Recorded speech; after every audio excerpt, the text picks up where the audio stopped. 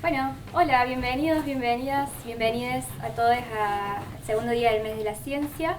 Eh, Como ya vieron, estamos a punto de arrancar, así que me gustaría primero antes darles una bienvenida. Eh, Tengo acá una ayuda de memoria porque temo de olvidarme de lo que quiero decir. Estas presentaciones suelen estar acopladas a ideas que uno quiere transmitir antes, entonces discúlpenme si tengo el celo. Bueno, primero eso. Quiero darles la bienvenida. Es un honor para nosotros estar participando en esta actividad junto con el Guri. Es un espacio de celebración de la ciencia y del conocimiento. Es un espacio también de reflexión hacia la soberanía que hacemos en torno a la ciencia. Y hoy quiero presentarles a Andrea, doctora en química, Andrea Calderón, doctora en química. Ella es investigadora del Laboratorio de Energías Sustentables, dependiente del CONICET de la UNC. En este marco quisiera decirles unas palabras en torno a la ciencia argentina. Creo que, como ya dije hace un ratito, es una herramienta fundamental para construir nuestra soberanía, y hoy en este contexto de desfinanciamiento y ataque desde el gobierno nacional, y además que las presiones externas amenazan con imponernos modelos ajenos, es un reto hacer ciencia hoy en día acá en nuestro país. Entonces, quería compartirles una reflexión de un matemático argentino, Oscar Barsavsky, en la cual decía que la misión del científico rebelde es estudiar con toda seriedad y usando todas las armas de la ciencia los problemas del cambio del sistema social. Así que este científico rebelde quizás no es solo un investigador, sino un agente de cambio, que estamos comprometidos en construir algo auténtico y valioso para nuestro país. Y bueno, en este mes de la ciencia les propongo a todos que pensemos juntos cómo vamos a hacer que esta ciencia argentina hable principalmente nuestro idioma, que afronte nuestros problemas y que se libere del proveedor de instrumentos para modelos extractivistas. Nada, eso. Gracias al Guri por hacernos parte de este espacio y brindarnos la posibilidad de reflexionar y crecer, comprometernos con una ciencia que mira hacia el futuro y se conecta con nuestra realidad. Muchas gracias.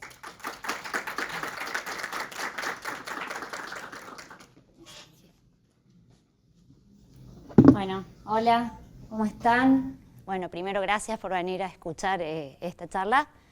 Como les dijo recién Vir, mi nombre es Andrea, yo soy egresada de la Facultad de Ciencias Químicas, hice mi doctorado ahí, me especialicé en electroquímica. Y cuando ingresé a la carrera, entré a trabajar en el Laboratorio de Energías Sustentables, donde comencé a trabajar en temáticas relacionadas con baterías de litio. Un poco cuando empecé a trabajar y empecé a conocer otros colegas que trabajaban en esto en el país, me pude unir a dos grupos de estudios. Uno es el Grupo de Estudios Geopolítica y Bienes Comunes, que se encuentra en el Instituto de Estudios de América Latina y el Caribe, en la UBA, que me permitió estudiar la cuestión del litio no solo desde el punto de vista químico. Y después, más adelante, integrar el Foro Interuniversitario de Especialistas del Litio, en litio, que está congregado dentro del CIM, y que ya les voy a contar un poquito más cómo está formado, pero mucha de la información que les voy a mostrar acá proviene de lo que vengo trabajando en esos tres espacios, ¿sí? Primero, para ponernos en contexto, generalmente hablamos de cambio climático, creo que es hora de que empecemos a hablar de crisis climática, porque ya estamos en una crisis climática, ¿sí? De hecho, el año pasado, el 2023, fue el año más caluroso registrado desde que hay registros, ¿sí? Ya tuvimos una temperatura en la superficie global que superó los 2 grados centígrados por encima de la línea de base, que se puso como el límite para evitar una catástrofe climática, o sea que estamos en necesidad de tomar acciones al respecto, ¿sí? Hay un consenso científico bien grande, y no solamente científico, sino también mundial, acerca de que la crisis climática es una realidad que nos va a afectar en los próximos años y que está directamente relacionada, entre otras cosas, a la emisión de gases de efecto invernadero, y esto está directamente relacionado con el tipo de energía que consumimos, ¿sí? Ustedes saben que actualmente la mayor parte de la matriz energética tanto a nivel mundial como a nivel local y regional, se encuentra alimentada por la quema de combustibles fósiles, petróleo, gas, carbono, ¿sí? Y en ese consumo de energía se liberan un montón de gases que van hacia la atmósfera y provocan este efecto invernadero que tanto nombramos, que tanto estudiamos, ¿no? Este es uno de los motivos, ¿sí? Yo me voy a centrar en este porque básicamente las baterías de litio están relacionadas directamente con este, pero no es el único, ¿sí? Hay otros usos, otras actividades humanas que son también responsables de este cambio climático. Generalmente cuando pensamos en una transición se habla de transición energética, la realidad es que deberíamos hablar de una transición civilizatoria, ¿sí? Vamos a tener que no solamente cambiar la forma o las fuentes energéticas que usamos, sino cambiar la forma en que consumimos, para qué lo consumimos. Cada vez que ha habido un cambio en las fuentes de energía que una sociedad utiliza, se produce absolutamente una reestructuración en esa sociedad, porque la forma en que la sociedad funciona se encuentra directamente relacionada a cómo se apropia de la energía del ambiente, ¿sí?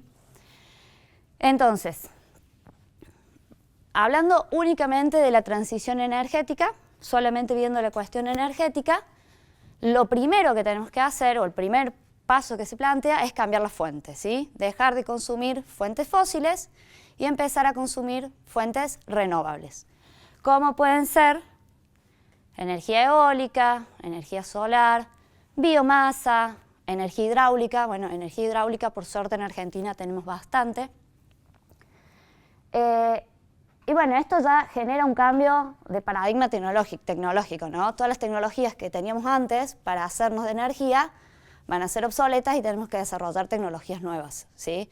Paneles solares, molinos eólicos, represas hidroeléctricas, toda la tecnología que está asociada y además tecnologías asociadas con el almacenamiento de esta energía. Si ustedes conocen cómo se produce la energía a través del viento o del sol, se darán cuenta fácilmente que eso es algo intermitente. O sea, tenemos energía cuando el sol brilla, cuando sopla el viento, pero generalmente cuando nosotros necesitamos consumir esa energía no es en ese momento, sino que es posterior. Entonces, esa energía que estamos tomando, necesitamos poder almacenarla en algún lugar para tener disponibilidad de ella para cuando nosotros la querramos usar. Y ahí es donde aparecen todas las tecnologías relacionadas con el almacenamiento, del cual las baterías o el almacenamiento electroquímico es una de las principales o más nombradas, pero no es la única, ¿no? Bien, vamos a hablar un poco, porque soy química y me interesa ver cuál es el principio básico del funcionamiento de una batería para entender cómo es que los materiales que están adentro determinan un montón de cosas de estos dispositivos. El principio básico de una batería es una celda electroquímica, donde tenemos dos elementos que van a reaccionar intercambiando electrones. Esta es una celda galvanostática, es la más común, es la primera que se estudia si estudian algunas electroquímica. Corresponde a la reacción, por ejemplo, de zinc metálico con iones de cobre, donde va a haber un intercambio de electrones entre estos materiales y se produce la reacción liberando una cierta energía, ¿sí? Entonces, la energía inicialmente se encuentra contenida en forma química. Tenemos dos reactivos que cuando reaccionen van a liberar energía y esa energía la podemos obtener si nosotros forzamos a los electrones a circular por un circuito externo, ¿sí? O sea, nosotros tenemos acá una reacción química donde va a haber un intercambio iónico para que la reacción pueda ocurrir. El cobre va a viajar de acá hacia acá, va a reaccionar con el zinc y los electrones los vamos a forzar a ir por un circuito externo donde los vamos a utilizar en forma de corriente eléctrica para alimentar lo que querramos prender, ¿sí? Entonces, ¿cómo la energía almacenada en una batería depende de los materiales que tenemos adentro? Podemos tener diversidad de baterías electroquímicas, ¿sí? Este es un esquemita donde más o menos se ponen algunos metales, algunos elementos que se utilizan para armar este tipo de baterías electroquímicas. Por un lado tenemos los materiales anódicos, que se llama, que son aquellos que tienen potenciales de reducción más negativos, ¿sí? Significa que tienen mayor tendencia a dar o a ceder electrones. Y por el otro tenemos los cátodos, que son materiales que tienen potenciales de reducción más altos, ¿sí? Dependiendo del material que nosotros elijamos como ánodo y como cátodo, va a ser la diferencia de energía que nos va a dar esa reacción, por lo tanto va a estar directamente ligada a la potencia que voy a obtener en esa batería, ¿sí? Y además, la cantidad de energía, es decir, todo el tiempo que esta reacción va a estar ocurriendo entregándome una corriente eléctrica, va a depender de los materiales que yo tenga ahí adentro, ¿sí? Entonces, para atrás era. Para contarles un poquito cómo es que fue cambiando las baterías de ion litio en el tiempo, en los 70 es cuando comienzan a hacerse los primeros descubrimientos que permiten desarrollar estos dispositivos, ¿sí? Algunos se llama Rocking Chair System, son materiales de intercalación, no importa, son materiales que van a aceptar iones litio, donde podemos guardar iones litios, desarrollos de electrodos orgánicos, y fíjense que comienza en los 70 y en los 90 es cuando se comienza recién con la comercialización, ¿sí? Las primeras baterías no eran recargables, es decir, que las usábamos una vez y las teníamos que descargar y las teníamos que descartar, pero luego comenzaron a desarrollarse baterías recargables. ¿Qué quiere decir eso? Que yo la enchufo, consumo toda la energía que tenía almacenada y después si la vuelvo a conectar a una fuente de energía, puedo volver esa reacción para atrás y volver a tener una energía almacenada en ese dispositivo, ¿sí? Entonces, fíjense que desde los 90 hasta más o menos los 20-25 han ido cambiando un montón de los materiales que teníamos adentro. Primero se comenzó utilizando, por ejemplo, grafito en el ánodo. Después se empezaron a utilizar materiales soft carbon, que se llaman, porque daban mejores rendimientos, mejores capacidades. Por otro lado, se cambiaron al principio los primeros cátodos que se utilizaban en estas baterías eran óxidos que contenían cobalto. El cobalto es altamente contaminante y además es muy caro. Ese creo que es el principal motivo por el cual se trata de no utilizar. Y luego se comenzaron a desarrollar otros materiales como óxidos de manganeso, fosfatos de hierro litio. Esto se los quería poner para mostrarles que cuando nosotros compramos una batería de ion litio no sabemos bien qué es lo que tiene adentro, ¿sí? Porque adentro puede tener cualquiera de estos materiales como cátodo, cualquiera de estos materiales como ánodo. Entonces, tenemos una variedad de químicas asociadas a estos elementos. Y después, si se fijan en la proyección, a medida que la proyección para el 2025, para el 2030, es el desarrollo de otros tipos de baterías, como son las baterías de litio-azufre, de las cuales voy a hablar un poquito más ahora. Pero lo que les quería mostrar acá es, para estas baterías, cuál es la densidad energética que podemos obtener, ¿sí? Densidad energética específica, es decir, por unidad de masa, y volumétrica. Estas son magnitudes muy importantes si lo que nosotros queremos es un dispositivo para utilizar en algo móvil, ¿sí? Necesitamos tener mucha energía en algo que sea chiquito y que no sea tan pesado si yo, por ejemplo, lo quiero usar para electromovilidad, ¿sí?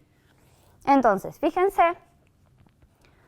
las baterías de ion litio tienen como una gran dispersión de energía volumétrica sobre todo, y esto se debe a que hay una variedad de materiales que podemos utilizar. Dependiendo del material que utilicemos va a ser donde se ubica nuestro dispositivo en esta sección, pero luego empiezan a aparecer otro tipo de baterías. O sea, no son solo las de ion litio, sino baterías que utilizan litio metálico, ¿sí? El litio metálico nos da una capacidad bastante más grande que los grafitos, los carbones, los materiales que usamos en los ánodos. Entonces eso me permite aumentar un poco la densidad de energía de estos dispositivos. Y después aparecen las baterías de litio-azufre, que estas son baterías que aún no se comercializan, pero que se supone que son las que vendrían a reemplazar o a se le llama la tecnología post-ion litio. A mí no me gusta mucho la idea de reemplazar porque yo creo que las tecnologías conviven, hay aplicaciones que pueden funcionar mejor con una batería y otras con otra, pero bueno, en esta disputa de cuál es la tecnología que va a predominar, siempre se pone como que las de litio-azufre van a venir a reemplazar las de ion litio. Lo que sí es sabido es que cuando se lleguen a comercializar, se espera obtener densidades energéticas más altas que las que se tenían para el caso de las baterías de ion litio. Acá, de lo que lo que hacemos en el laboratorio, solamente les voy a contar esto, cuáles son nuestras líneas de investigación y que están directamente relacionadas con los materiales usados tanto en ion litio como en litio metálico y en litio azufre. ¿Sí? Estos son algunos de mis compañeros en el Laboratorio de Energías Sustentables. Dentro de materiales para baterías de ion litio estudiamos tanto óxidos mixtos, que son materiales que se usan en el cátodo. También estudiamos materiales anódicos como son materiales de silicio y sílica, o materiales híbridos de carbonos con estaño, con silicio. O sea, hay diversidad de materiales que podemos estudiar para estos mismos dispositivos. Titanatos de litio también como ánodos de grafito que estudia Manuel.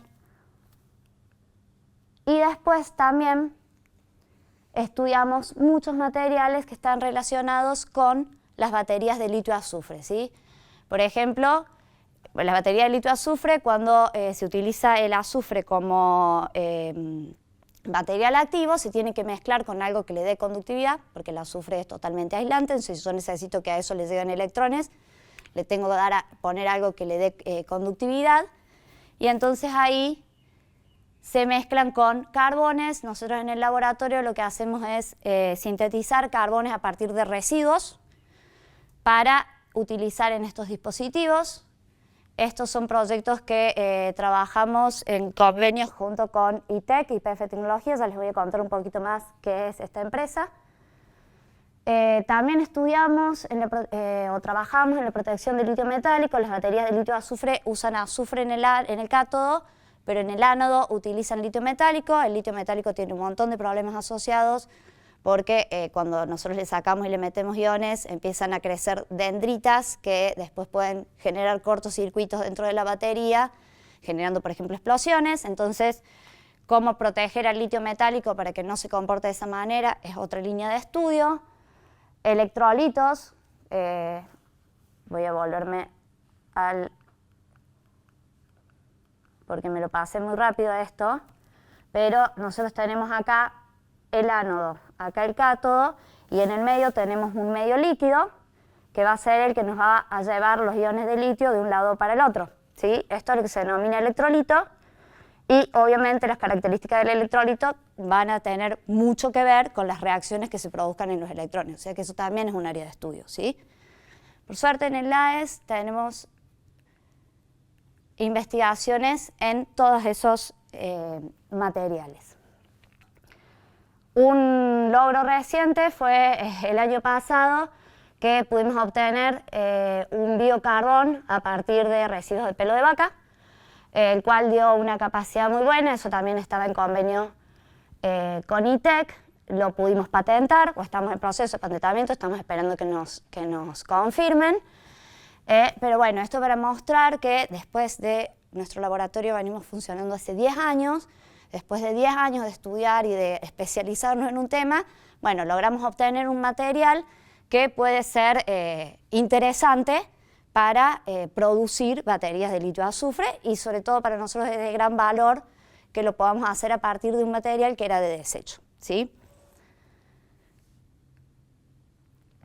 Entonces, eso era un poquito de lobby para contarles lo que hacemos en el laboratorio.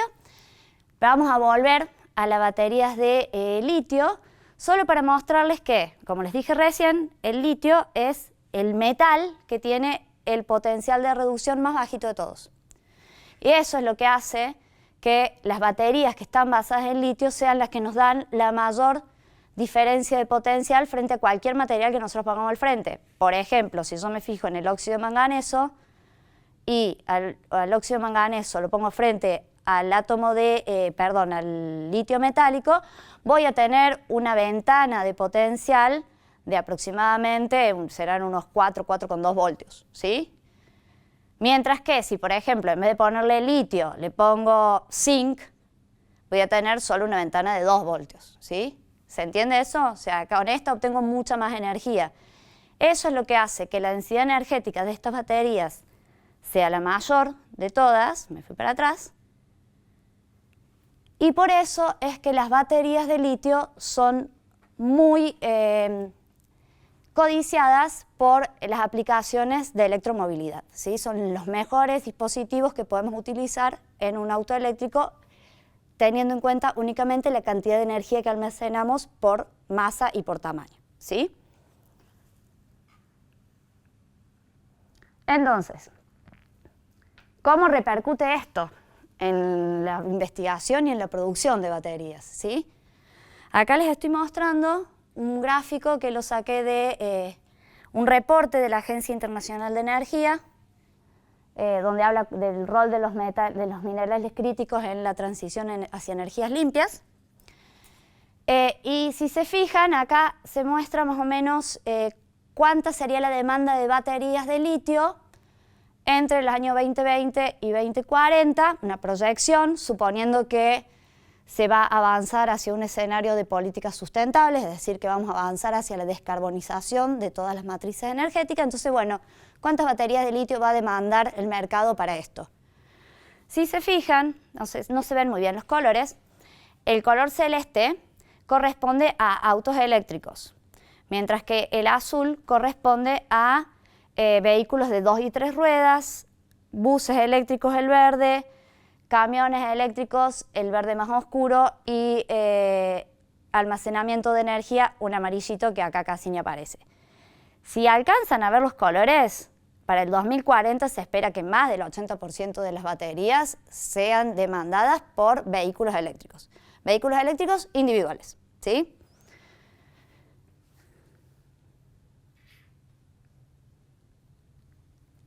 Veamos cómo va cambiando o cómo va aumentando la flota de vehículos eléctricos a nivel mundial. Fíjense que sobre todo a partir de la pandemia, es cuando comienza un crecimiento mucho más acelerado. Si se fijan, la cantidad de millones de autos eléctricos de un año en otro va creciendo cada vez más. Y a mí me interesaba un poquito que vean a dónde van esos autos eléctricos, ¿sí? Fíjense, esta barrita roja de acá abajo, que es la que crece más rápido, corresponde a China, junto con la rosita. La roja corresponde a autos eléctricos a baterías, mientras que la rosita son autos eléctricos híbridos, ¿sí? Después sigue, acá en azul y celestito, Europa, y en verde, Estados Unidos, ¿sí? Y después todo el resto de los otros países son las dos barritas que nos quedan ahí arriba, ¿sí? Entonces, el 80% o más del 80% de las baterías de ion litio nos la van a demandar autos eléctricos individuales que van a ir principalmente hacia los grandes mercados de hoy, que son China, Europa y Estados Unidos, ¿sí? Me pueden interrumpir y preguntar cualquier cosa en el momento que quieran. De hecho, para mí mejor. Y esto para mostrarles un poco cómo va o cómo se proyecta que va a cambiar el mercado o cómo se proyecta que va a crecer el mercado para diferentes tecnologías asociadas con la transición energética. Fíjense que para el 2020 el mercado correspondiente, acá tenemos energía solar, tenemos energía eólica, baterías. Fíjense que para el 2030 crecen significativamente, 2040 también, 2050 también, es decir, esto es un gran negocio, ¿no? O sea, el mercado de estas tecnologías se proyecta que va a crecer exponencialmente, hay mucho dinero invertido acá, entonces sin duda hay muchos intereses. Y un poquito para pensar, este es un gráfico que lo saqué del Financial Times, donde se hacía un análisis de a ver qué tan verdes son los autos eléctricos, ¿sí? Considerando únicamente las emisiones de carbono. Fíjense, la cantidad de emisiones de carbono que están asociadas con la producción de un auto. Tenemos comparado dos autos que son a combustión interna, uno pequeño, un compacto, y un BMW 7, un auto más grande, comparado con un Tesla Modelo S, que es uno de los modelos más pequeñitos. Si se fijan en la producción, ya el auto eléctrico, si lo comparamos con el modelo compacto de combustión eléctrica, triplica la producción de dióxido de carbono, ¿sí? Si nos fijamos, la cantidad de dióxido de carbono asociada con el uso de esta batería, y en esto se refiere a que yo, para poder utilizar un auto eléctrico, voy a necesitar desplegar una infraestructura eléctrica enorme, en la cual voy a tener que invertir un montón de energía para poder hacer tendidos eléctricos, estaciones de cargado, ¿sí? Todo eso que está asociado más o menos a lo que se considera la emisión de dióxido de carbono en el uso de un auto eléctrico. Fíjense que, bueno, con el modelo de combustión interna más grande sí le gana, pero con respecto al compacto están ahí, ¿sí? Bastante parecidos.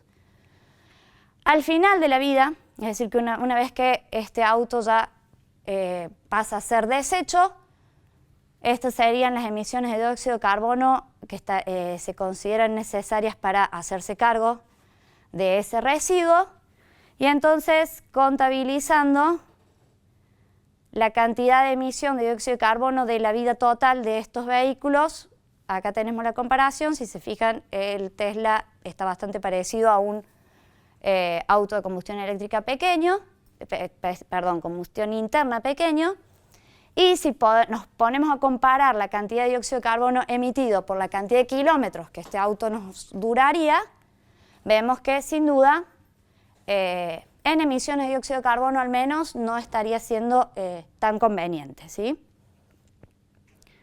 Veamos qué pasa respecto a los materiales que yo necesito para construir un auto eléctrico. Si comparamos la cantidad de minerales que requiere un vehículo eléctrico con un vehículo convencional, sin duda vemos que hay un aumento gigante. Aparecen metales como, por ejemplo, el grafito, el cobalto, que antes no necesitábamos, el litio, cobre sí se usa en un vehículo convencional, pero la cantidad que necesitamos para un vehículo eléctrico es más del doble, ¿sí? Entonces, pensar que un auto eléctrico en realidad no es un producto tan ecológico, ¿sí? Nos cuesta un montón poder hacer un auto eléctrico. Entonces, si el objetivo real de esta transición energética es la de disminuir las poluciones, disminuir la contaminación, quizás deberíamos pensar, en vez de vehículos individuales, pensar en transportes que sean colectivos, ¿sí? Piensen que un vehículo de estos, con toda esta emisión de dióxido de carbono o con esta cantidad de minerales, sirve para transportar 4 o 5 personas, ¿sí? O sea, necesitamos algo que sea más eficiente. Entonces, bueno, esto como para pensar a ver si este proceso de transición energética que se nos está proponiendo desde los mercados es realmente lo que necesitamos, ¿no?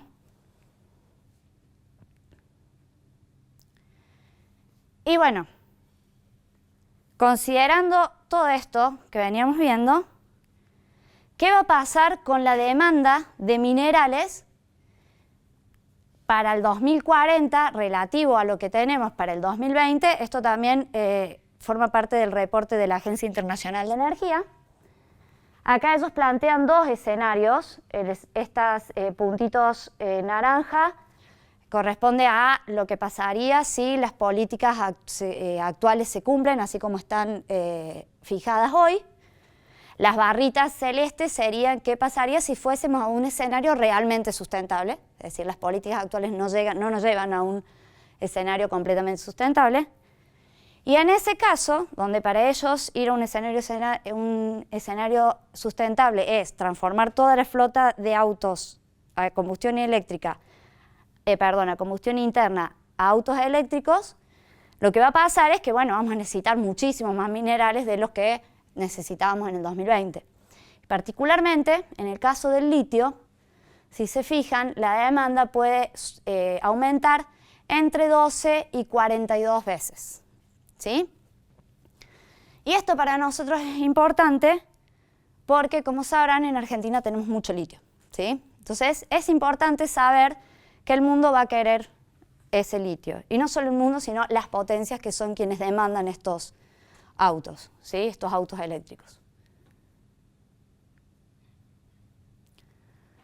Solo para volver a mostrarles quiénes son los principales actores a nivel mundial que se encuentran invirtiendo en estas tecnologías, ¿sí? Tecnologías de eficiencia energética, fuentes renovables, nuclear y otras fuentes limpias, almacenamiento y grillas, acá entrarían las baterías. Esto solo para mostrar que, sin duda, quien más está invirtiendo en esto es China, sin duda es quien lleva la carrera, o que lleva la delantera en esta carrera tecnológica, ¿sí? Seguido por Estados Unidos y Europa. Esto solamente para hacernos a la idea de que acá sin duda hay una disputa de mercado entre estas potencias, ¿no? Y si estamos pensando en que quieren cambiar toda la flota de autos a combustión interna por autos eléctricos y para eso van a necesitar litio, este escenario sin duda va a repercutir en los países que tienen estos minerales. Entonces, ¿dónde encontramos litio? ¿Sí? ¿Dónde hay en el mundo? Bueno, primero el litio lo podemos encontrar en varias formas. En general, hoy la explotación se da a partir de dos tipos de depósitos.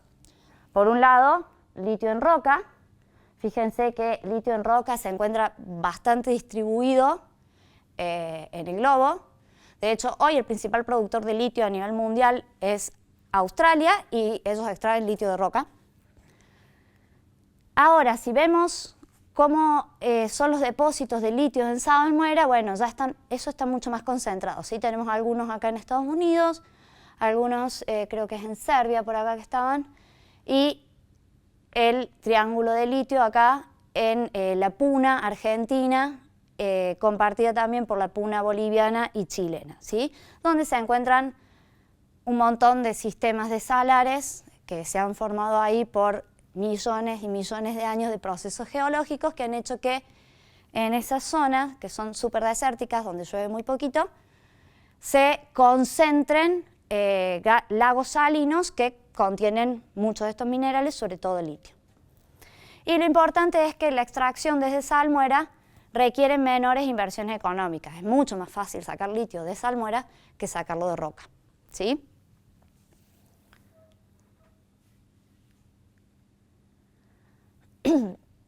Entonces, un poquito para hablar sobre cuáles son las implicancias a nivel ambiental de la extracción a partir de salmuera. Bueno, obviamente va a depender de la técnica que se use. Hoy la técnica más utilizada, sobre todo en nuestro país, es evaporación solar. ¿En qué consiste? Si ustedes visitan alguna vez algún salar, van a ver que en realidad no es que ven un lago, sino que ven como una superficie sólida y el agua se encuentra por adentro, ¿sí? Se encuentra abajo de esa costra. Entonces, lo que se hace para sacar esta salmuera es perforar el salar, ir hacia a una cierta profundidad y a partir de ahí bombear salmuera hacia lo que se denomina una pileta de evaporación, que son estas piletitas que ustedes pueden ver acá en esta imagen satelital. Son piletas de extensiones grandes, pero bajitas, y lo que tiene esta zona, no sé si alguna vez alguien fue a la Puna, si han conocido, pero es una zona donde hay mucho viento, mucho sol, entonces la tasa de evaporación suele ser bastante rápida, ¿sí? Bastante rápida, estos procesos llevan más o menos 12 meses, ¿sí? Pero bueno, se bombea la salmuera, se pone en estas piletitas de evaporación, se deja que el sol actúe unos meses. Cuando comienza a precipitarse, comienza a concentrarse esas sales porque el agua se empieza a ir, empiezan a producirse distintos procesos para ir separando el litio. ¿Por qué? Porque en la salmuera no tenemos solo litio. Tenemos litio, magnesio, sodio, boro, ¿sí? Depende del salar, va a ser la composición.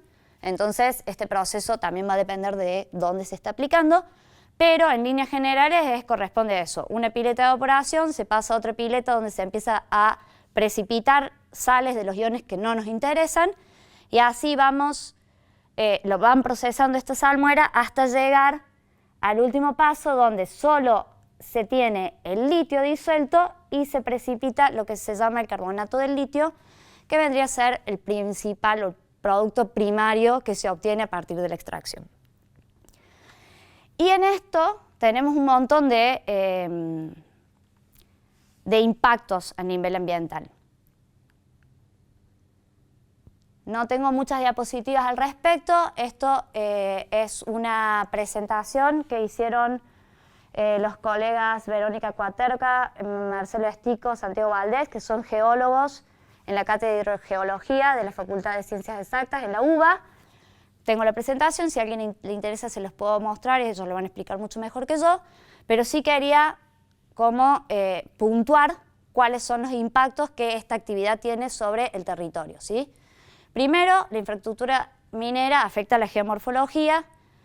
Todas estas piletas, sin duda, producen cambios en los suelos. Los caminos que se usan para llevar camiones, yo estuve en el Salar del Hombre Muerto en diciembre del 2021. Salar del Hombre Muerto es el primer lugar desde el cual se empezó a extraer litio acá en Argentina. Se extrae litio desde el año 98 ahí, o sea, hace bastantes años que están sacando litio de Argentina. Y es impresionante la cantidad de camiones que se ven. O sea, es una cosa que es un pueblito en el medio de la nada y se ven filas de camiones que van y vienen todo el tiempo. Según lo que cuentan los colegas, esto produce muchos cambios a nivel del suelo porque cambia niveles de cursos de agua, cambia también, por supuesto, el comportamiento de los animales. Después, el otro gran impacto, que seguramente es el que más deben haber escuchado, si en algún momento escucharon algo respecto a esta temática, y es la extracción de agua. En la Puna, en estas zonas donde se encuentran los salares, son lugares del planeta donde hay la menor cantidad de precipitaciones por año de todo el planeta, ¿sí? Y además, estas cuencas son endorreicas. ¿Qué quiere decir esto? Que no tienen alimentación de ningún lado, solamente se alimentan, no solamente reciben agua de lluvia.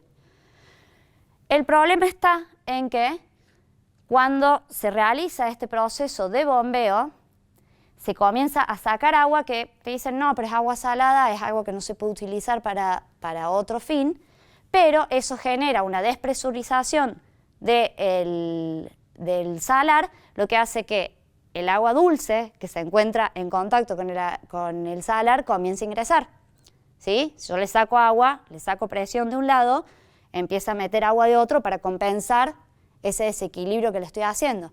Sé que genera eso, que empieza a ingresar agua dulce al salar y entonces sin duda esto consume agua dulce, ¿sí? Además de que en todos estos procesos se utiliza agua, ¿sí? Si yo estoy separando una sal de otra, después para lavar esos materiales voy a necesitar agua. O sea que no es solo la salmuera que están sacando y el desequilibrio hídrico que generan dentro del salar, sino además el consumo de agua dulce que requiere para el procesamiento posterior de estas sales, en una zona que es absolutamente desértica, ¿sí? Y después algo de lo que no se habla tanto y es los residuos peligrosos. En cada uno de estos procesos donde van generando sales de descarte, todas estas sales de descarte quedan ahí en el territorio, ¿sí?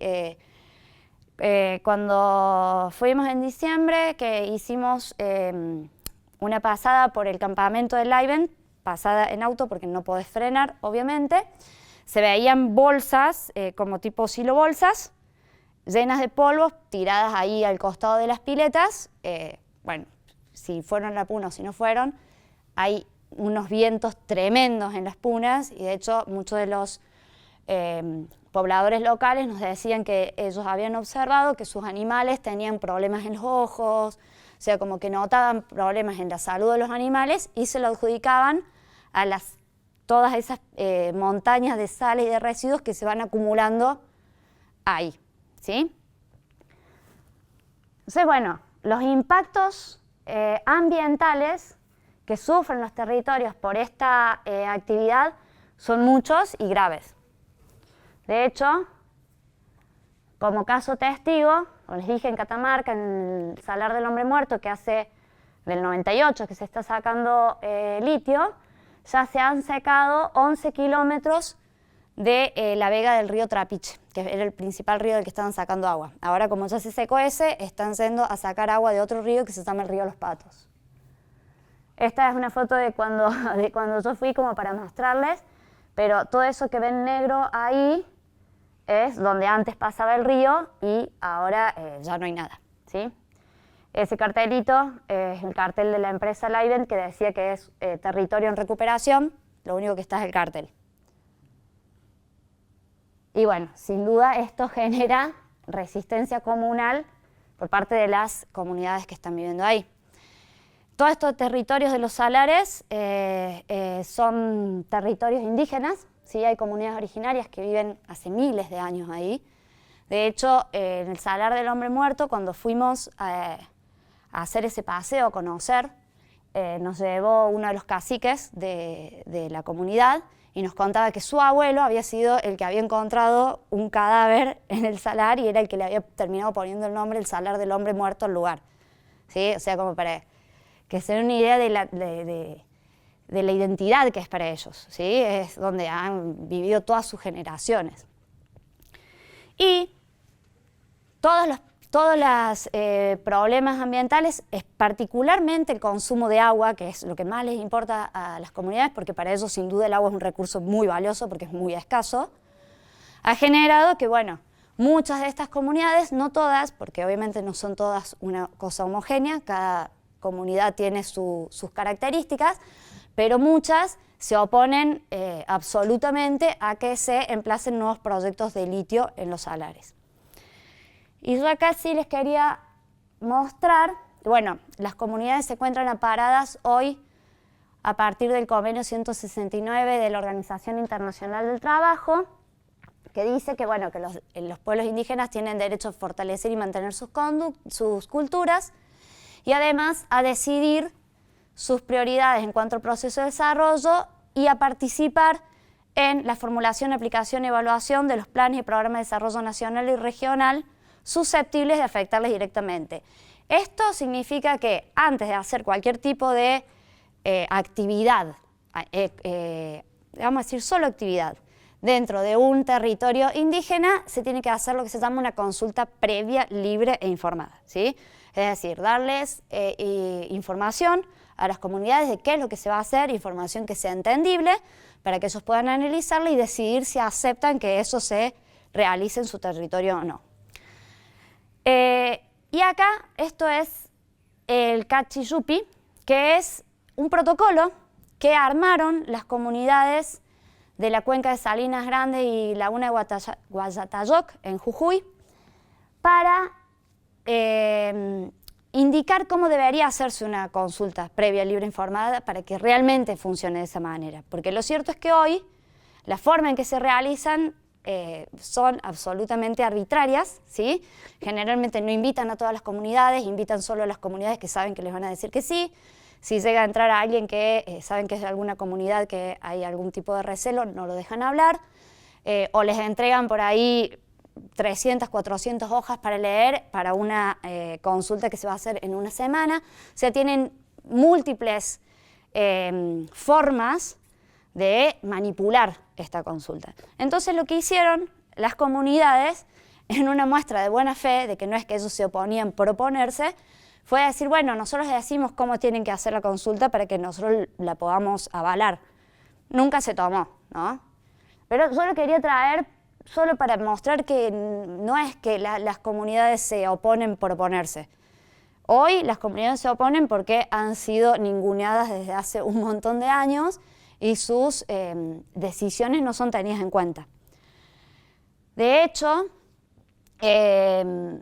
esta que es la única herramienta legal que las comunidades tenían para defenderse frente al avance de los proyectos extractivos sobre sus territorios. No sé si capaz se enteraron, el año pasado se produjo una reforma de la Constitución Provincial en Jujuy, y la reforma fue directamente apuntada a eso, a poner un montón de estrategias legales dentro de la Constitución Provincial para poder no cumplir con este convenio, ¿sí? Entonces, hoy en Jujuy tienen la situación de que las comunidades no tienen herramientas legales para poder oponerse a los proyectos extractivos en sus territorios, ¿sí?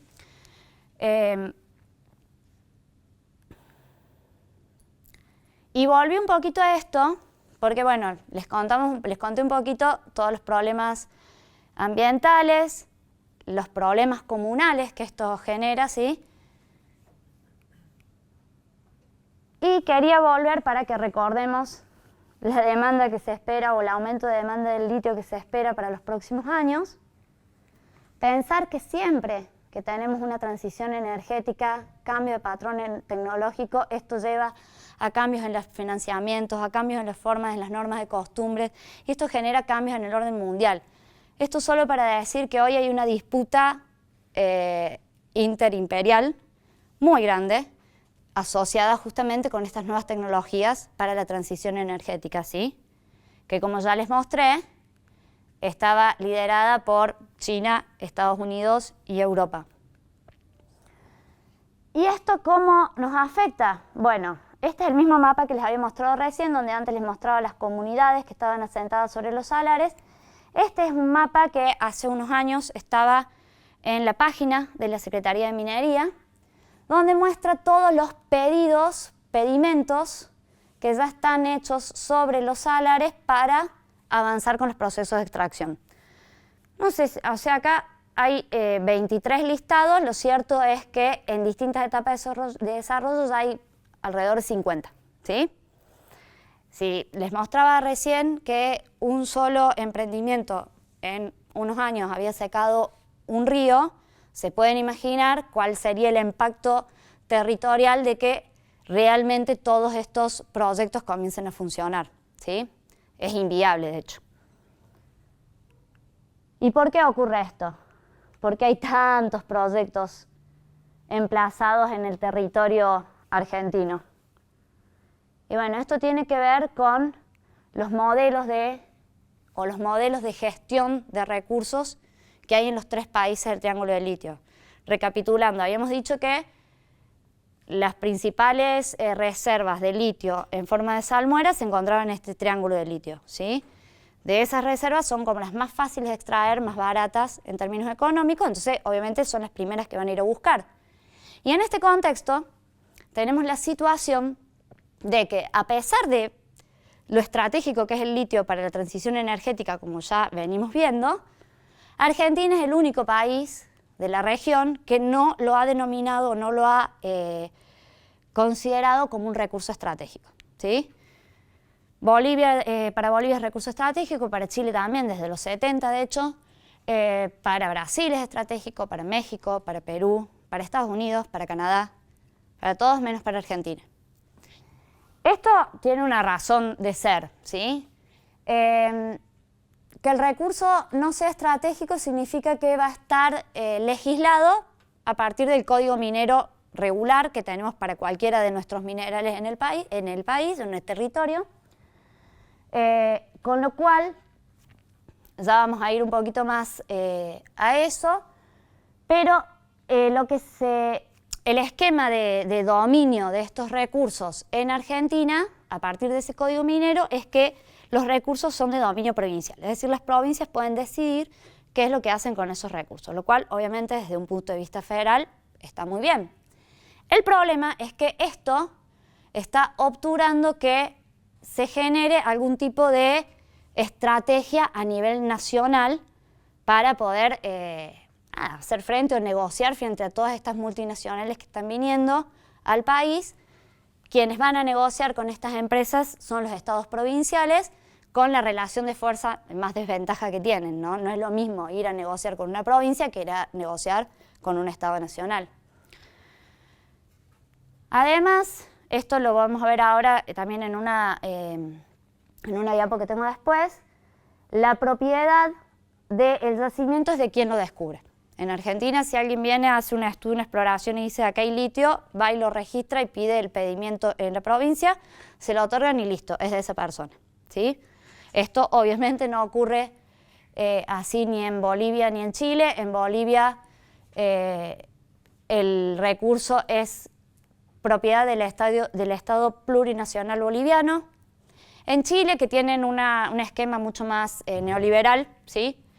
La propiedad la define por contrato y la define el Estado chileno. O sea, el Estado chileno es el que tiene la potestad de decir quién va a ser el dueño de ese recurso para explotarlo.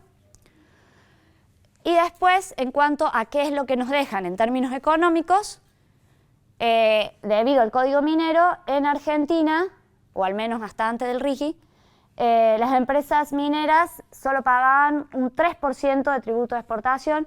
Este es el tope máximo que está establecido por el Código Minero, o sea, las provincias no pueden cobrar más que eso, por ley. No tienen ninguna condición para abastecer el mercado local, o sea, no le ponen ninguna condición de que algo de litio se tiene que quedar en Argentina para la transición energética argentina, se pueden llevar todo.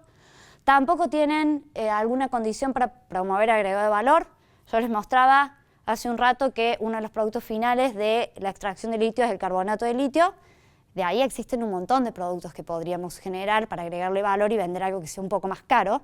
Bueno, en el marco legislativo actual, las empresas no tienen ninguna obligación de hacerlo, solamente voluntad propia. Mientras que, bueno, en Bolivia absolutamente todo el proceso se tiene que hacer a partir del Estado, ¿sí? Puede haber socios internacionales, pero solamente asegurando transferencias tecnológicas, es decir, el modelo boliviano es bastante más soberano, sin duda.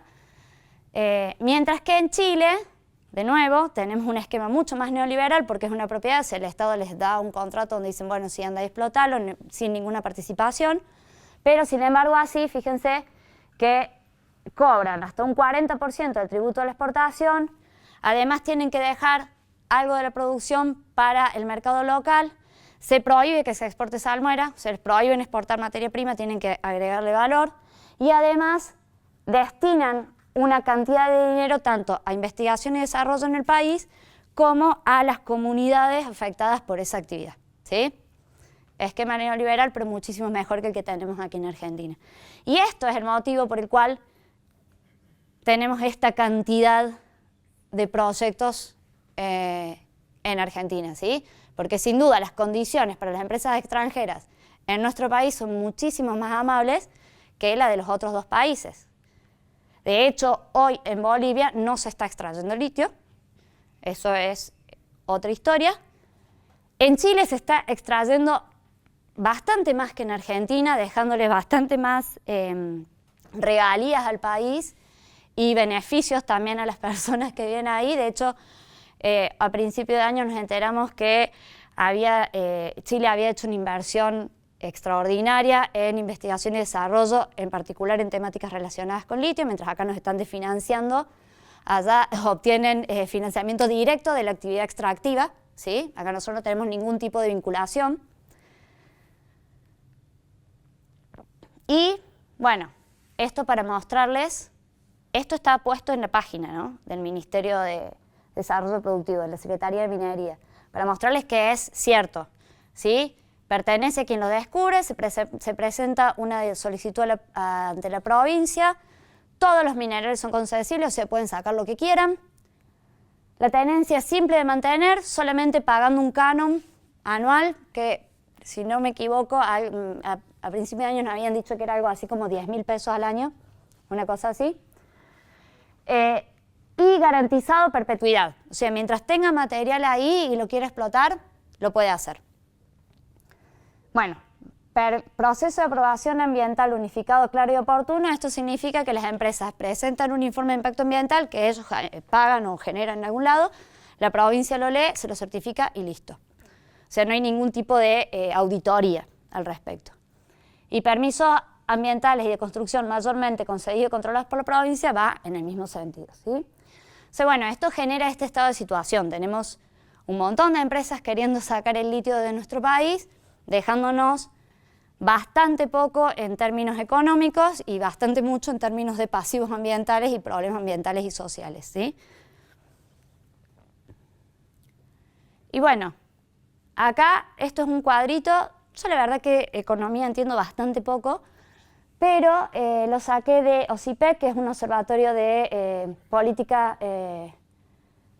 exterior, donde hacían una comparación del régimen de inversiones mineras, que es exactamente esto que les mostraba acá, con el RIGI, que es el nuevo esquema que tenemos a partir de que se aprobó la ley Bases, como para mostrar que en realidad el RIGI es bastante parecido a lo que teníamos antes, ¿sí? O sea, ya teníamos algo muy parecido al RIGI funcionando. Fíjense que la estabilidad fiscal es la misma, las exenciones en impuestos es la misma. Bueno, es bastante parecido a lo que viene funcionando hace 20 años en Catamarca y claramente esto no ha redundado en ningún beneficio para el país, ¿sí? De hecho, Catamarca, siendo que es la provincia que desde donde se explota litio desde hace más cantidad de años, es la cuarta provincia más pobre del país, ¿sí? Y en términos, por ejemplo, de trabajo, es mayor la cantidad de población que está registrada como en la economía popular que en empleo registrado, o sea que tampoco es que trae mucho trabajo esta actividad. Frente a este panorama bastante desolador, ¿hay posibilidad de agregar valor tecnológico al litio en Argentina?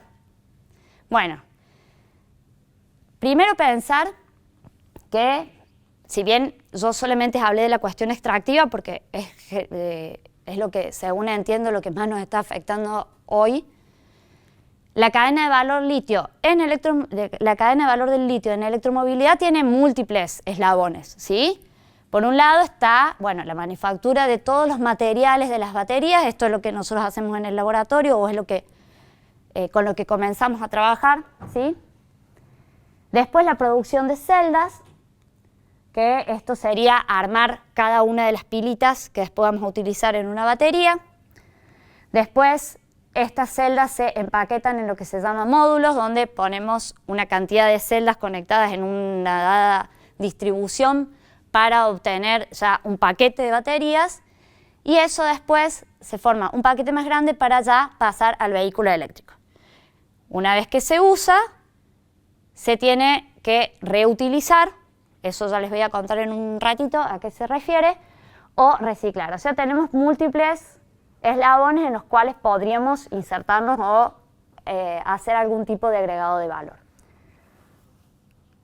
También, no solamente es electromovilidad del litio, si bien es lo que más lo demanda, pero hay muchas posibilidades de agregarle valor al litio con tecnología nuclear, particularmente con la separación isotópica de litio 6 y litio 7. De esto hay muchos desarrollos hechos en Argentina. Argentina, ustedes ya lo saben, es uno de los países líderes en tecnología nuclear, es uno de los pocos países del mundo que construye reactores nucleares, ¿sí? Entonces, bueno, estas son oportunidades reales de agregado de valor que se podrían explorar en el país, ¿sí? Desarrollo de detectores y centelladores basados en litio 6, reproductores de tritio para reacciones de fusión. Y después acá también dejarles que en realidad ya tenemos una ley que nos permitiría sacar el litio de ese código minero y poder legislarlo de otra manera, y es la Ley Nacional de la Actividad Nuclear, donde dice que el Estado Nacional será el único propietario de materiales fisionables especiales, así como de materiales fusionables especiales que pudieran ser introducidos o desarrollados en el país. Y esto incluye el litio. O sea que si se aplicase esta ley, ya podríamos sacarla del código minero y al menos negociar con las empresas en otros términos, ¿sí? Bien.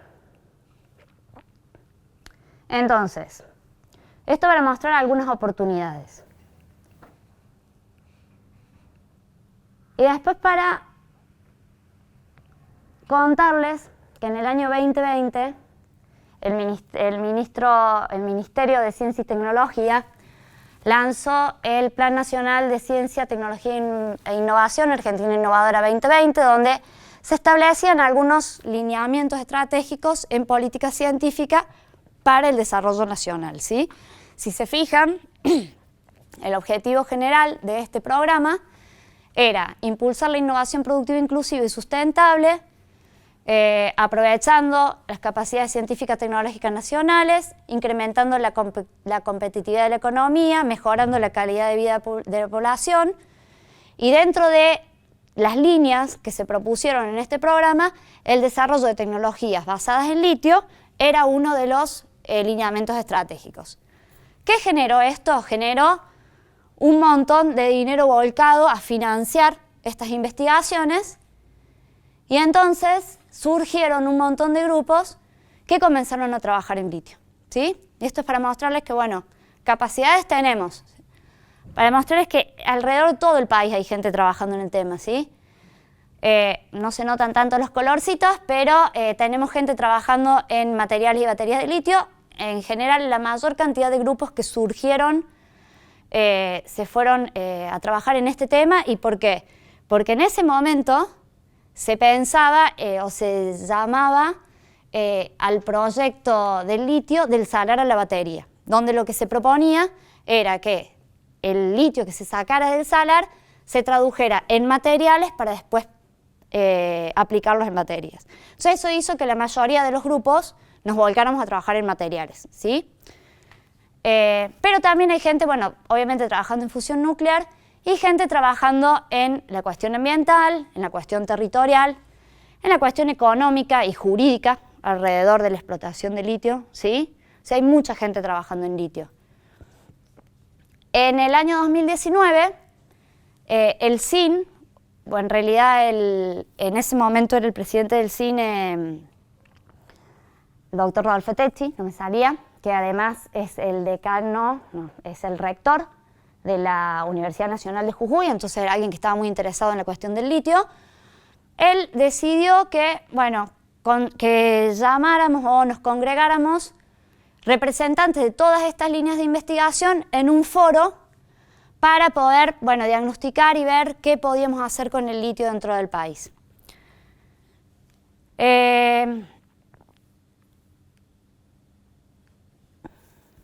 Este foro, en su constitución, incluía unas 28 líneas de investigación, más de 300 profesionales. Obviamente no es que todos participábamos del foro, había un representante de cada grupo en el foro, pero bueno, congregaba esta cantidad de personas involucradas. Nos encontrábamos dispersos, nos encontrábamos en 16 provincias, en 19 ciudades, o sea, bastante federal, y las personas que formamos parte de este foro pertenecíamos a todas estas instituciones, ¿sí? Hay gente, bueno, por supuesto el CIN, que era quien nos convocaba, CONICET, el INTI, INVAP, la CONEA. Si les interesa, ahí está la página. Hemos trabajado principalmente emitiendo declaraciones, haciendo diagnósticos y propuestas de qué es lo que se podría cambiar respecto al tratamiento del litio en el país. Y también hay muchos videos, porque en un momento hicimos un encuentro abordando la temática desde múltiples perspectivas. Si les interesa, ahí pueden ver tanto las cuestiones ambientales como las territoriales, como las cuestiones de generación de trabajo alrededor de estas tecnologías, cuestiones económicas, jurídicas, técnicas, ¿sí? Todo eso lo pueden encontrar en la página. Si a alguien le interesa, después también se lo puedo pasar. Dentro de los grupos de investigación que surgieron a partir de ese reordenamiento, esa redirección de la política científica hacia investigar estas temáticas estratégicas, bueno, nuestro laboratorio fue uno de los que surgió a partir de esto, ¿sí? Nuestro laboratorio está funcionando a partir desde el año 2014. Es un laboratorio bastante particular debido a que se conformó a partir de una firma de un convenio entre las tres facultades, la Facultad de Ciencias Químicas, FAMAF y la Facultad de Ciencias Exactas, Físicas y Naturales, o sea que es un espacio dentro de lo que encontramos es bastante interdisciplinario. Bueno, y quienes trabajamos en este laboratorio además pertenecemos a institutos de CONICET. Acá me faltó, acá está el INFIC, no están todos. Y además somos espacio de innovación de ITEC. ITEC, para quienes no lo conocen, es una empresa de desarrollo tecnológico, de producción de conocimiento tecnológico, que está formada por YPF y por CONICET, ¿sí? Y que se dedica a desarrollar tecnologías energéticas. Litio, hidrógeno, biocombustible, todas las tecnologías que se necesitan también para el petróleo, ¿sí? Todo eso se trabaja en ITEC, que ya les voy a mostrar. Esto porque hace un ratito les mostré lo que trabajamos a nivel experimental en cuanto a los materiales. En el LAES, debido a la génesis de nuestro laboratorio, también hacemos muchos estudios, o hacen, porque yo de esto no sé mucho, pero sí trabajo con ellos, hacen estudios computacionales, o sea, tenemos una aproximación hacia el estudio de estos materiales, no solamente experimental, sino también teórico, una buena complementariedad ahí. Y a partir de todo el conocimiento que hemos adquirido estudiando estos materiales y también de ver qué era lo que iba pasando con el litio en el país, no solamente estamos investigando materiales, sino que ya empezamos a ampliar nuestras líneas de investigación hacia otros eslabones de la cadena, ¿sí? O sea, por ejemplo, ahora estamos estudiando la degradación de celdas comerciales de ion litio. Más o menos, a ver, para ver si se entiende, las celditas comerciales que nosotros estamos estudiando son estas cilíndricas, se denominan 18C50, son por las dimensiones que tiene, pero son las celditas que se utilizan para ensamblar los packs de baterías que después van a alimentar autos eléctricos, monopatines eléctricos, bicicletas eléctricas, o sea, todo lo que es electromovilidad se basa en estas celditas comerciales.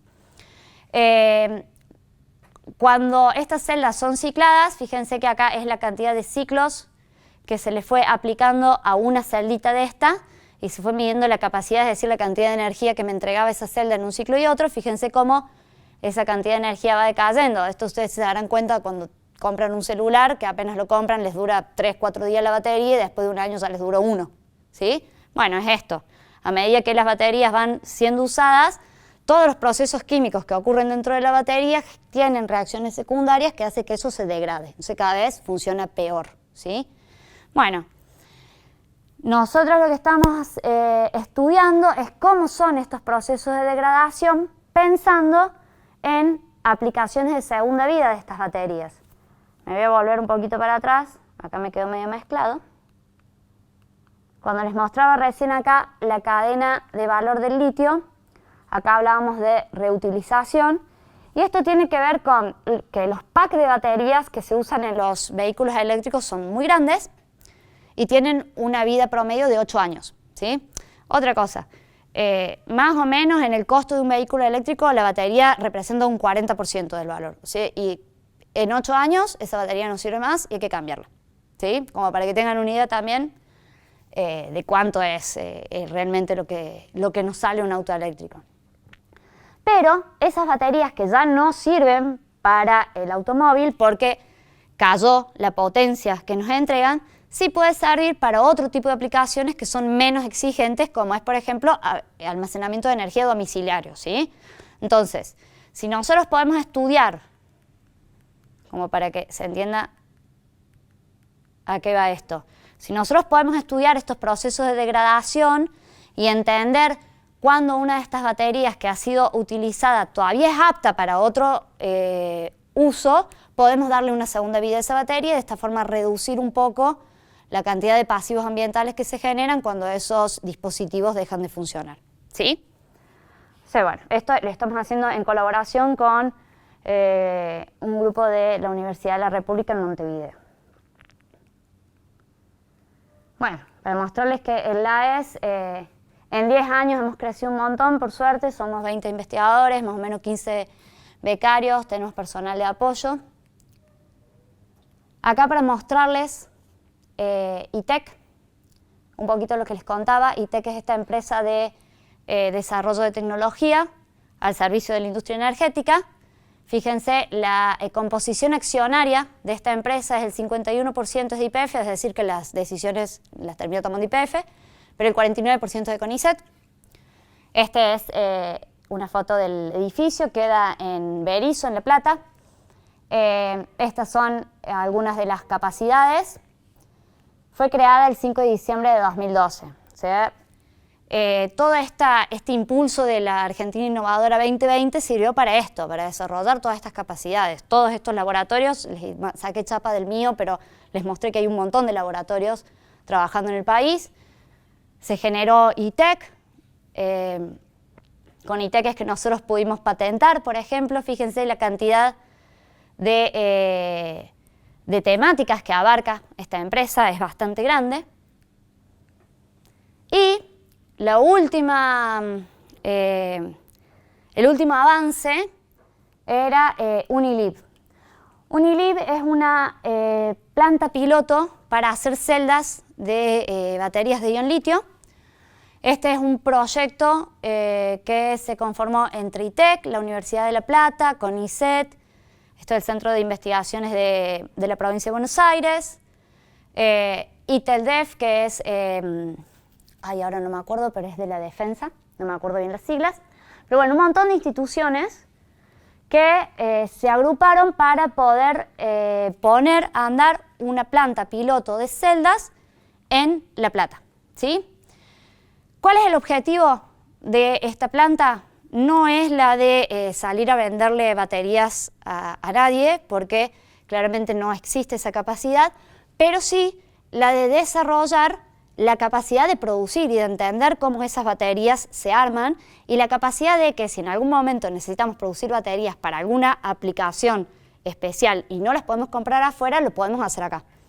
O sea que si bien este proyecto no tenía una visión, ¿cómo se dice?, económica, ¿sí?, de generar activos económicos, sí, en cuanto a generar capacidades tecnológicas, ¿sí?, que es algo bastante destacable. Sobre todo teniendo en cuenta de lo que dijimos al principio, que en un escenario de transición energética tenemos una alta dependencia tecnológica y poder generar capacidades para disminuir un poquito la dependencia tecnológica que tenemos hacia los países que la producen es generar soberanía, ¿sí? Lo vimos en la pandemia. En la pandemia, quienes producían vacunas, quienes producían los elementos de protección personal, eran quienes podían decidir quiénes se podían vacunar, quiénes se podían cuidar y quiénes no. Bueno, entonces es en este sentido que se desarrolló este proyecto. Bueno, actualmente con el nuevo gobierno, ITEC se desvinculó de este proyecto, se cedió toda la planta piloto a la Universidad de La Plata y esto se encuentra en stand-by, a ver si en algún momento se puede retomar.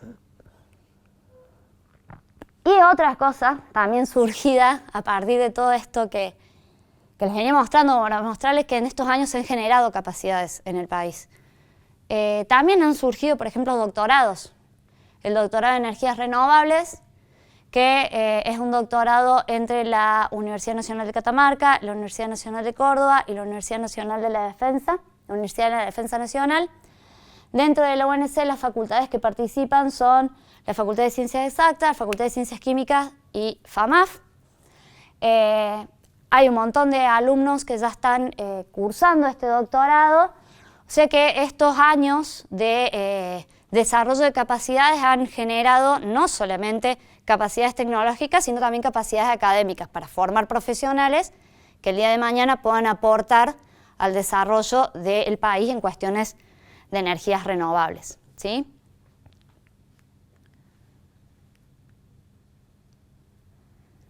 Entonces, ¿cómo seguimos frente a todo este escenario? Desde nuestro punto, donde nos paramos como personas que estamos en las universidades, personas que transitamos el sistema científico y tecnológico, lo que sí podemos decir es que es necesario seguir produciendo capacidades alrededor de estos dispositivos, justamente para disminuir un poco la dependencia tecnológica que va a generar este cambio de paradigma, pero además que bueno, la transición como les dije a un principio, no es solamente energética, es multisistémica, ¿sí?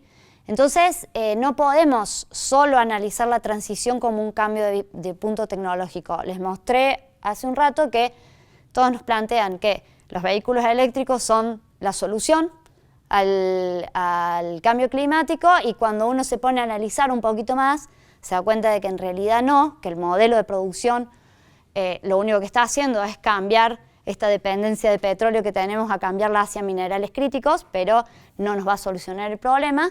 Y todo esto viene de analizar a los problemas de forma interdisciplinaria e intersectorial, ¿sí? Son problemas multisistémicos. Entonces, dejar de pensar a la transición como algo puramente tecnológico y pensar en que es algo en el cual vamos a tener que involucrarnos todos, porque tenemos que decidir no solamente qué tecnología vamos a usar, sino cómo las vamos a producir, cómo los vamos a utilizar, qué vamos a hacer con eso cuando termine, y sobre todo cómo nos vamos a organizar como sociedad alrededor de esas nuevas tecnologías. Entonces un poco les quería dejar, no sé si lo logré, pero les quería dejar como ese mensaje. Esto no es una cuestión de fuentes energéticas, va mucho más allá de eso, y necesitamos visiones que sean mucho más sistémicas, mucho más integrales, para poder encontrar soluciones reales, ¿sí? Y eso nomás. Muchas gracias por su atención y cualquier pregunta.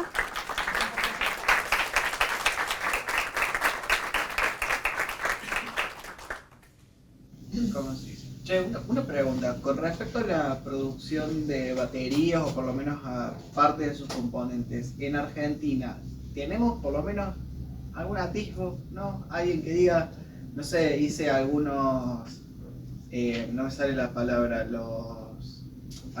por lo menos una parte de los componentes? Sí. ¿Hay alguna, o por lo menos utilizando, o industrias que estén utilizando las patentes que hayan producido los distintos lugares de desarrollo que se hayan dado en estos últimos años? En cuanto a la producción de baterías, no hay nada en Argentina, pero esto tiene que ver con que la producción de baterías a nivel mundial se encuentra muy concentrada. O sea, son pocos países los que tienen el conocimiento tecnológico para hacer esto, y además, por el nivel de inversión que requiere poner una planta de este tipo en un lugar, también son pocos los países que lo pueden costear, ¿sí? Entonces, en Argentina no existe ningún desarrollo en ese sentido. Lo que sí existe, bueno, los que les mostraba el Unilib, es una planta piloto como para hacer desarrollos a nivel piloto. Sí existen algunos patentes, algunos conocimientos y desarrollos hechos en cuanto a la síntesis de materiales activos para baterías, pero todo a escala pequeña, a escala laboratorio, a escala industrial, no. En Argentina no. No sé cómo. Espero una respuesta un poquito más... No, lamentablemente no, pero eso ocurre en toda la región, ¿sí? Es como la producción de baterías se da en el norte global en general. Por ejemplo, Bolivia, ellos habían comenzado con una planta piloto de materiales catódicos. Lo habían comenzado bastante bien, estaba funcionando, vino el golpe de Estado, todo eso se frenó. En general, los procesos tecnológicos en Argentina también están signados mucho por estas crisis políticas en Argentina, en Latinoamérica, ¿sí? Entonces, todos los intentos de avanzar en ese sentido han sido truncados. El modelo extractivista que pueda llegar a proponer China, Sí. a diferencia de lo que venimos acostumbrados, siendo este un nuevo actor dentro de, o sea, un nuevo actor internacional de peso, sobre todo en la extracción de recursos y de su economía, etc. ¿Propone dinámicas distintas a lo que se viene viendo en Estados Unidos y en lo que viene siendo Europa, que por lo menos en algunos lugares he escuchado que se trata de una exportación de o sea, dentro de sus políticas de ir a las políticas green o todo eso de ir a las disminuciones de las emisiones de dióxido de carbono, de exportar su polución? O sea, de decir que Europa pasa a ser limpia, pero todo su proceso productivo se basa en polución en otros lugares del mundo. La pregunta es si hay alguna diferencia respecto a China con la forma en que tienen Europa y Estados Unidos. Sí, hay gran diferencia. Siguen siendo colonialistas, ¿no? O sea, no es que son re buenos los chinos y que van a venir a hacer todo bien. De hecho, con el esquema que nosotros tenemos jurídico respecto al litio, ya hay empresas chinas que están explotando el litio y lo están haciendo en las mismas condiciones que las norteamericanas, pero bueno, porque tienes un marco que se los permite de esa forma. Lo que sí tiene China, según tengo entendido, es que ellos plantean una relación más de sociedad, ¿sí? O sea, a la hora de negociar, si vos tenés un Estado fuerte, es una cuestión más de sociedad, de trabajar en conjunto, mientras que en general todo lo que viene de Estados Unidos es algo mucho más colonialista, ¿no? Es como mucho más cerrado tecnológicamente, menos abierto a la cooperación, es más venir, tomar el mineral y llevárselo a sus centros de producción y no mucho más. De hecho, bueno, el golpe de Estado en Bolivia estuvo asociado también a Estados Unidos.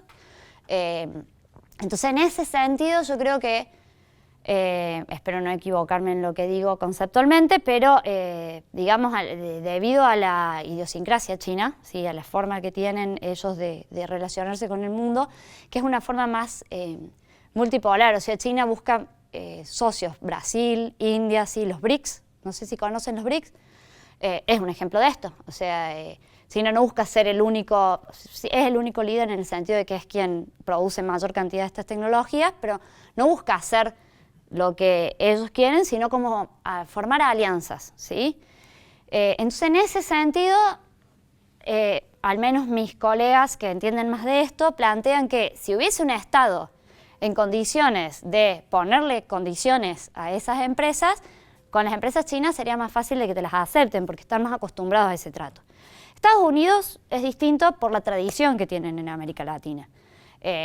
Hay un videíto que salió, un video de, ¿cómo se llama? Laura, ya no me sale el nombre, Laura Smith creo que es, pero es la comandanta en jefe del sur de Estados Unidos acá en Latinoamérica, donde ella así muy linealmente nos llama el patio trasero, o sea, y que hay que tener cuidado con la injerencia de China en el patio trasero de Estados Unidos, porque eso puede afectar la provisión de materias primas, ¿sí? Entonces sí, sin duda hay una diferencia. El tema es que en las condiciones en las que estamos nos pueden venir a saquear sin ningún problema de cualquier potencia, ¿sí? O sea, eso sí sería necesario como generar soberanía respecto al recurso. Sí. Ay, ¿me bajas? Te acerco para que te grabemos la pregunta. Para que se escuche. ¿Este? ¿Este? Sí, sí, sí. ¿Se le acerco, no?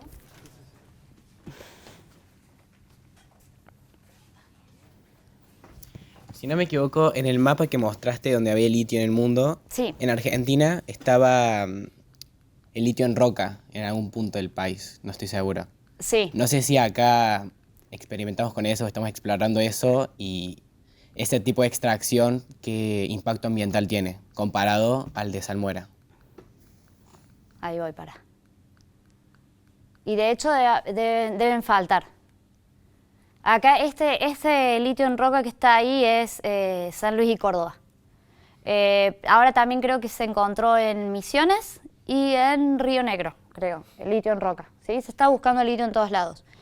El litio cuando se extrae en roca requiere, bueno, de lo que es más parecido a la minería convencional, ¿no? Como la destrucción, la pulverización de la roca, la lixiviación de la roca con algún ácido, algo que permita sacar el mineral que vos querés, genera residuos, o sea, tiene un impacto ambiental también asociado. Yo acá quiero hacer una pequeña aclaración y es, yo no quiero ponerme en el punto de que todo genera impacto ambiental, entonces no tenemos que hacer nada, porque eso claramente no es la solución, o sea, necesitamos tecnologías que estén orientadas a resolver los problemas de verdad, no a sostener negocios, sí, pero lo vamos a necesitar. Yo creo que el tema del impacto ambiental es una cuestión de escala, sobre todo. O sea, si se pudiesen hacer estos procesos extractivos en escalas más pequeñas, los impactos serían mucho más pequeños y serían mucho más manejables. El tema es que, bueno, cuando se emplaza un proyecto extractivo, se busca cada vez ampliar más esa producción, porque, bueno, ya hay una inversión económica en ese lugar, más allá del impacto ambiental que se genera. Entonces, la extracción en roca también tiene su impacto ambiental al respecto, sí. ¿Y en Argentina se está desarrollando Todavía no eso, se está aplicando. Todavía no se está aplicando en roca. Se han encontrado algunos yacimientos, supuestamente de interés, pero no, por el momento no. Lo que sí se está empezando a aplicar o pensando en aplicar es otra técnica de extracción a partir de la salmuera, que es la técnica de extracción directa. Dentro de la técnica de extracción directa hay múltiples técnicas, pero básicamente sería hacer pasar la salmuera por algo que te atrape el litio, o vos después tenés el litio retenido en algo y la salmuera sin el litio se te fue. Y eso, en un montón de lugares pueden escuchar que soluciona todos los problemas de la extracción, porque bueno, esa salmuera vuelve a ser inyectada en el salar, no hay problemas hídricos, no se gasta agua. Bueno, no. En realidad no es tan así. Dependiendo de la técnica, dependiendo de las características del salar, a la salmuera hay que acidificarla, o hay que calentarla, o hay que ponerle algo para que el proceso extractivo funcione. Entonces después esa salmuera no puede ser reinyectada al salar así como así. Después, otra cosa que no dicen respecto a la extracción directa es que permitiría producir la misma cantidad de litio que antes se producía en 12 meses, en capaz 2 o 3 días. Entonces, ¿eso qué haría? Que se acelere absolutamente la producción de litio, generando una extracción mucho más acelerada. Entonces, de nuevo, o sea, hay un montón de tecnologías que se pueden aplicar para mejorar estos procesos. Yo creo que siempre hay que analizarlo respecto a los intereses que mueven a las personas que lo van a aplicar, ¿no?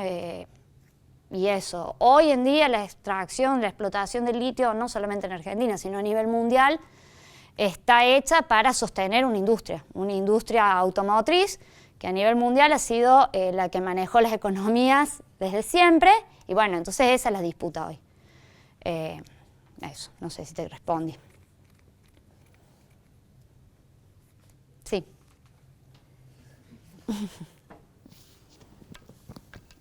Yo quería consultar si para los residuos, si se está reutilizando algo cuando se extrae con salmuera, o al menos se está almacenando para un posible uso futuro, como en la mayoría de cosas ya lo que antes era residuo se le está encontrando utilidad, si pasa algo similar con los residuos de la extracción con la salmuera. Es buenísima tu pregunta porque no pasa nada, y ese es una de las dentro de los diagnósticos que se hacen al respecto, es justamente que este proceso de evaporación y estos tipos de extracciones son absolutamente ineficientes porque perdés un montón de minerales. O sea, sacan el litio, que es lo único que les importa, y todo el resto queda ahí. Entonces, bueno, pensar en que si se va a hacer una explotación, ver de hacer algo más sustentable y que eso deje de ser algo de descarte y sea algo que se puede utilizar en otras industrias, sin duda sería una dirección hacia la que ir. De nuevo, para eso vos necesitas generar condiciones que generen interés u obligación a las empresas en hacer eso, que hoy es lo que no ocurre. Pero es perfecta tu pregunta porque hacia ahí va.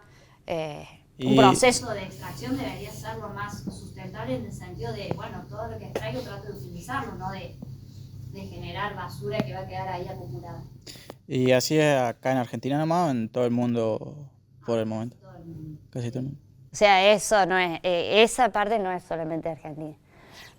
No conozco todos los procesos en todo el mundo, me imagino que en algunos lugares algo aprovecharán, pero en general no son procesos integrales. De nada. ¿Alguien más? ¿Quieres hacerme una pregunta? Yo tengo una pregunta. Sí. Bueno, yo soy de Jujuy. El año pasado vivimos así como una experiencia terrible en torno a las políticas que se tuvieron en cuenta. Y mi pregunta es medio infantil, porque yo siento que lo que nos están sacando son las salinas, que no sé, para muchos es su casa. Y Sí. parece una tontera, pero mi pregunta era más por el paisaje. Si eso va a seguir existiendo, como que ya no es el mismo que yo conocía No, cuando sin duda. era chiquita. Y a mí me destruye. Yo sé que no tiene que ver tanto con cosas más importantes, pero es una curiosidad que tengo. No, de hecho sí tiene que ver. Sí, o sea, sin duda va a impactar en el paisaje, vos lo dijiste, ya no es el mismo. Yo solo conozco el Salar de Hombre Muerto, que es el único lugar al que pude ir, y realmente, o sea, eso, ver camiones que pasan todo el tiempo en un lugar que no hay nada es muy impresionante. Y después que las mismas poblaciones te cuentan, ves un río seco, te cuentan que antes podían regar, no sé, 2 veces a la semana y ahora regan una vez cada 2 semanas porque no tienen agua, o sea, sin duda eso cambia el paisaje. Y si se ejecuta esto de la cantidad de proyectos que están ahí, sin duda es lo que se llama un ecocidio, ¿sí? O sea, ese territorio es absolutamente de sacrificio. ¿Qué más me habéis preguntado? Porque quiero decirte algo más alentador. Por Pero- No, eso era nomás. Sí, bueno, creo que por eso es que las comunidades se resisten de esta forma. Sí, me acuerdo lo que dijiste, que vos dijiste salinas, y eso es muy importante, pero nosotros siempre hablamos de litio, pero a mí por suerte me tocó hablar con comunidades, fue hiper incómodo, porque hablar de que yo hago baterías a comunidades, o sea, horrible, pero ellos nunca te hablan de litio, ellos te hablan de la salina, te hablan del salar, o sea, y sí, ahí hay una conexión cultural y una conexión ancestral con el territorio que es irrefutable. De hecho, se niegan absolutamente a dejar los territorios, o sea, y eso que están siendo perseguidos, vos lo debes saber, están siendo perseguidos y todo, y ellos se niegan a dejar su territorio porque es donde vivieron desde hace miles de años. Entonces sí, Sí, como que es yo un siento que se problema. habla de un lugar así como re lejano. A mí me toca de cerca solo porque soy de ahí, pero eso soy de Jujuy Capital y de repente estuvo como en la mira este lugar que es Sí. un lugar geográfico hermoso que todo el mundo quiere y nosotros lo conocíamos mucho, es un lugar donde se va, que se habla y todo, y ahora de repente estábamos en el foco de el mundo. Sí. Y fue un proceso re terrible porque de repente eso se hablaba como de una cosa que está ahí. Argentina de repente empezó por suerte, ¿no? Me alegra que se sepa que existe ese lugar y que está ahí, está bueno la explotación del recurso también porque de repente tenemos recursos, pero yo siento que perdemos todo el... Claro, sí. Y es terrible, o sea, a mí me dio mucha tristeza tu charla, mucha alegría también porque se están haciendo cosas. Y tengo otra pregunta que vamos por ese lado y que es sobre qué pensás del futuro a nivel regional, si se quiere, ¿no? Bueno, eso es un poquito más esperanzador porque, bueno, a nivel regional están pasando cosas, si bien, bueno, en Argentina, ya lo sabemos, estamos viviendo un proceso que es ir absolutamente para atrás, o sea, lo que se está instalando acá es un modelo extractivo primario, rompiendo todo lo que tiene que ver con el agregado de valor, ciencia. En Argentina está pasando eso, pero a nivel regional no, por suerte. En Brasil se están haciendo avances. Brasil es un aliado de Argentina histórico. Yo espero que cuando pase este proceso político de Argentina, que creo que va a pasar, estoy convencida de eso, se puedan hacer algún tipo de alianzas así. Porque algo que me olvidé de decir y me viene perfecta tu pregunta es que, bueno, vieron, las potencias que están detrás de esta tecnología son potencias enormes. Argentina como Argentina no puede hacer nada. O sea, la única forma de que haya algún tipo de nodo tecnológico en América Latina es que nos aliemos y funcionemos estratégicamente como región. Y es encima en donde están los recursos. Entonces, sí, yo creo que la esperanza está en eso, en la integración a nivel regional. Nosotros tenemos, por suerte, contacto con científicos y con personas que trabajan en Bolivia, en Chile, en Brasil, y todos piensan bueno, que ese es el camino. Ojalá podamos generar las condiciones para eso, sí. Gracias. Nada. Sí.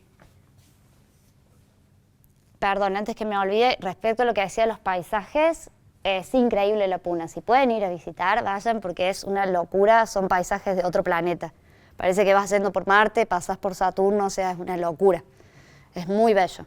De primera habían nombrado que el litio se usaba como combustible de fisión nuclear, Sí, fusión creo que es. fusión. Sí, creo que es para fusión. ¿Eso se practica acá en Argentina? No, todavía no. De hecho, esos reactores todavía están en escalas pilotos. Todavía no hay reactores producción de energía con esa tecnología.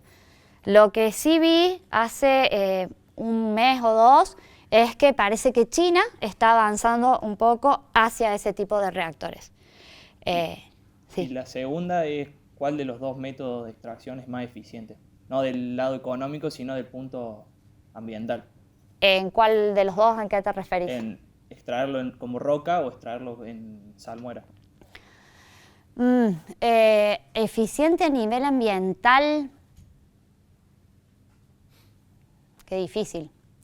Creo que la eficiencia depende de la forma en la que se realicen. Eso no tiene tanto que ver con la técnica, es lo que preguntaba recién acá el compañero. O sea, quizás si en la extracción en salmuera se pudiesen utilizar todas las sales, bueno, sería un poco más eficiente, o sea, sería menos relativo el impacto ambiental que se tiene. Yo lo decía porque si lo extraen en roca se haría más puro. No necesariamente, o sea, de salmuera se obtiene bastante puro, dependiendo de los procesos que tenés en el medio. No estoy muy familiarizada con cómo es la extracción en roca, pero no sé si es más eficiente. No creo.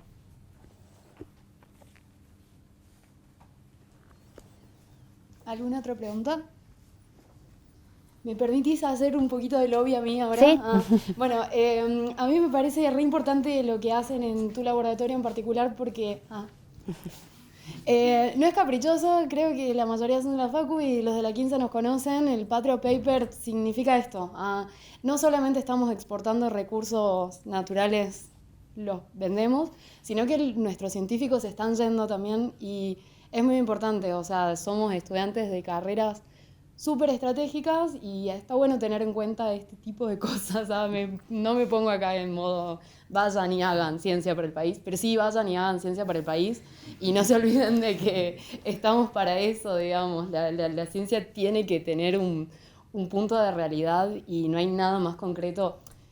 No solo tu tema, sino que hay un montón. Este en particular es el más vanguardista, si se quiere, no sé, tal vez estoy sesgada, pero me parece súper vanguardista y está bueno que vengamos a estas cosas. Gracias.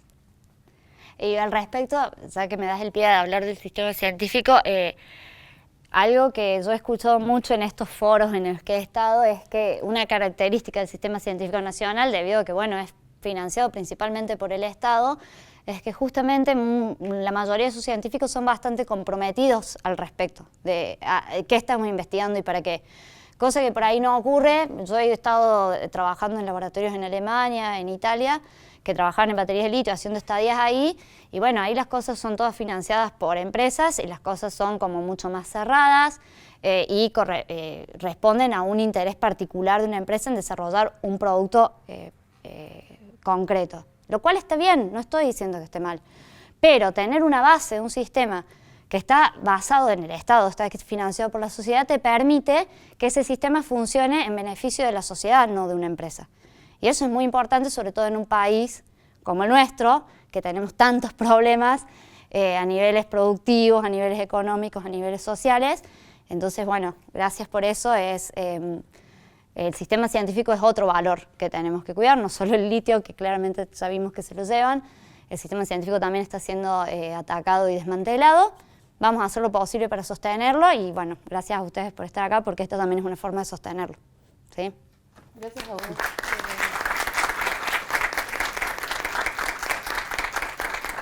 Gracias.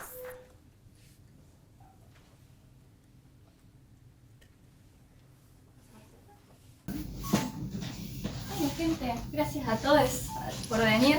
Les agradezco mucho su tiempo, su predisposición, las preguntas, todas muy interesantísimas.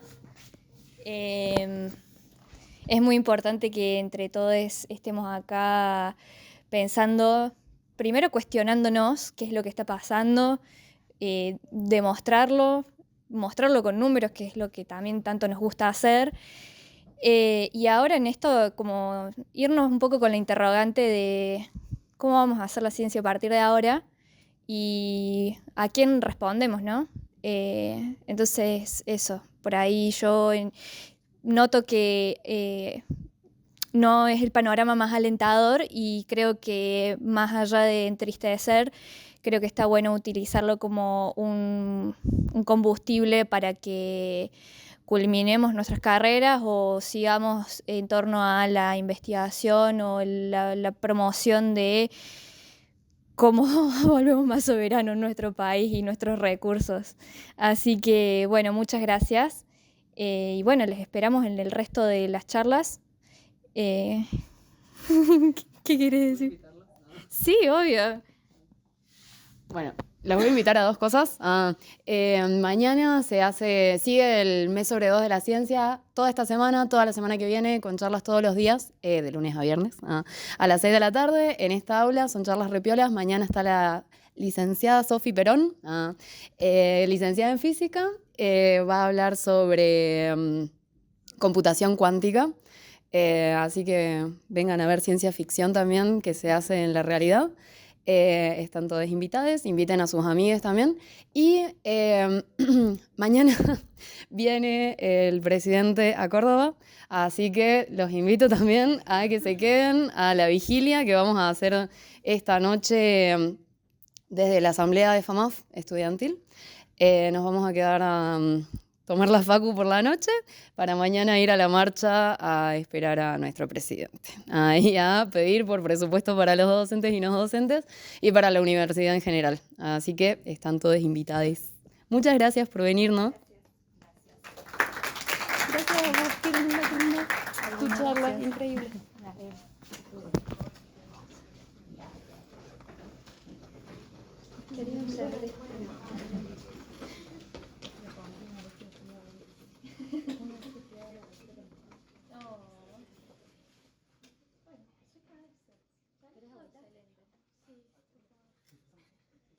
¿Se escuchó bien?